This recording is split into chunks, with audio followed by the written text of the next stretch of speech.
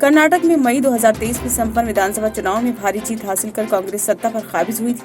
224 सदस्य विधानसभा में उसे 135 सीटें मिली और भारतीय जनता पार्टी सत्ता से बाहर हो गई। इससे राष्ट्रीय स्तर पर मल्लिकार्जुन खड़गे को काफी मजबूती मिली, मगर अब उनके सामने 2019 के लोकसभा चुनाव के दुस्वप्न को पीछे छोड़कर नई कहानी लिखने की चुनौती है।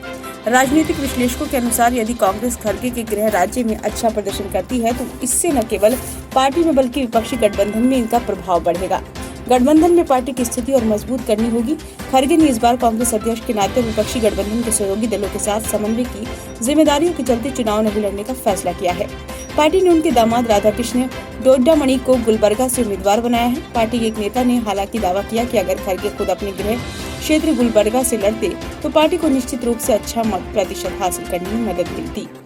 मल्लिकार्जुन खड़गे 2009 और 2014 के लोकसभा चुनाव में गुलबर्गा संसदीय सीट से जीत गए थे। हालांकि 2019 के चुनाव में ये जीत की हैट्रिक नहीं लगा पाए और उन्हें हार का सामना करना पड़ा था। तब भाजपा के डॉक्टर उमेश जी जाधव 6,20,000 वोट लेकर जीते थे। खड़गे को 5,24,000 वोट मिले थे। राजनीतिक विश्लेषकों के मुताबिक राज्य में पिछले विधानसभा चुनाव से कुछ दिन पहले कांग्रेस अध्यक्ष खड़गे ने मतदाताओं से भावनात्मक अपील की थी। उन्होंने लोगों से आह्वान किया था कि कर्नाटक के भूमिपुत्र के रूप में उनके कांग्रेस अध्यक्ष बनने पर लोगों को गर्व होना चाहिए। उस समय खड़गे को पार्टी के भीतर गुटबाजी को थामने का श्रेय दिया गया था। दरअसल तब पार्टी में सीएम सिद्धरामैया और उप मुख्यमंत्री डीके शिवकुमार और गुट आमने सामने थे। राज्यसभा में नेता प्रतिपक्ष खड़गे कर्नाटक से कांग्रेस के दूसरे अध्यक्ष है। इससे पहले पार्टी प्रमुख एस निंजालेक्का भी इसी राज्य से थे। खड़गे पार्टी अध्यक्ष के रूप में जगजीवन राम के बाद दलित समुदाय के दूसरे नेता हैं।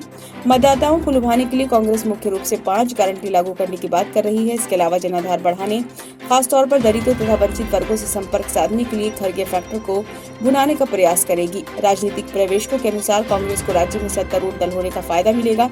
वे राज्य सरकार के कार्यों को लेकर जनता के सामने जाएगी। सूत्रों के अनुसार खड़गे इस बार इस चुनाव की तरह प्रचार नहीं कर पा रहे हैं क्योंकि उन्हें देश भर में पार्टी उम्मीदवारों के लिए प्रचार करना होगा और लंबी यात्राएं करनी होंगी। 2019 के नतीजे: पार्टी सीट भाजपा 25, कांग्रेस 1, जदयू 1, निर्दलीय 1। जातिगत अनुपात 19% अनुसूचित, 7% एसटी, 16% ओबीसी, 14% मुस्लिम, 14% लिंगायत, 11% वोकलिगा।